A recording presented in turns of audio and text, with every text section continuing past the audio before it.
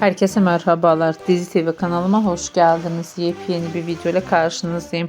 Sizler için yeni görüntüler, yeni paylaşımlar sunuyorum. Paylaşımlarım Demet Özdemir ve Çağatay Ulusoy çiftinden olacak. Birbirine yakışan çifte kumrulardan güzel görüntüleri, romantik paylaşımları umarım sizler de beğenirsiniz. Şimdilik benden bu kadar. Hoşça kalın, sağlıcakla kalın arkadaşlar.